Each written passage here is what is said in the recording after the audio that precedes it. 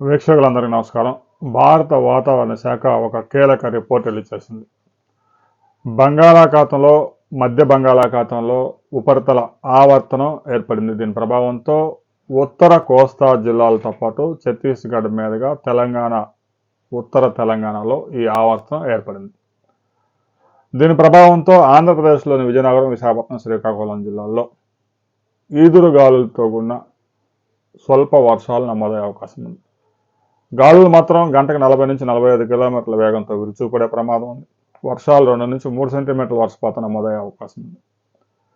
ఈ ఉపరితల ఆవర్తన ప్రభావం తెలంగాణపై మార్చి 16వ తేదీ నుంచి 17, 18, 19వ తేదీ వరకు ప్రభావం చూపబోతోంది.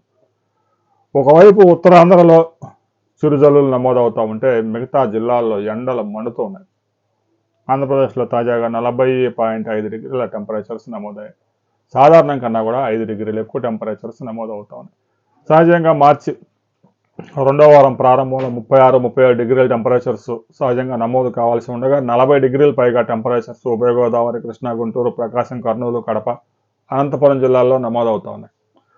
ఒక ఉత్తరాంధ్ర, శ్రీకాకుళం, విజయనగరం, విశాఖపట్నం జిల్లాల్లో మాత్రమే గడిచిన 24 అవర్స్గా చిరుజల్లులు కొన్ని ప్రాంతాల్లో నమోదయ్యాయి. రాబోయే 2-3 రోజుల్లో కూడా ఇదే పరిస్థితి కొనసాగే అవకాశం ఉంది.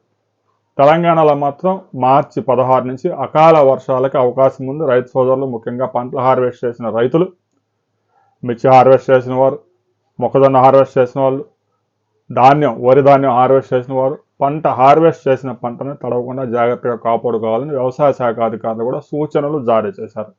గడిచిన 24 గంటల్లో మీ ప్రాంతంలో జల్లులు నమోదయ్యాయా లేదా అనేది ఉత్తరాంధ్ర జిల్లాల రైతులు కామెంట్ చేయండి. మిగతా ప్రాంతాల్లో ఎండలు మండుతూ ఉన్నాయి. మీ ప్రాంతంలో టెంపరేచర్స్ ఎంత నమోదయ్యాయి అనే విషయాన్ని కూడా ప్రతి ఒక్కరూ కామెంట్ చేయండి.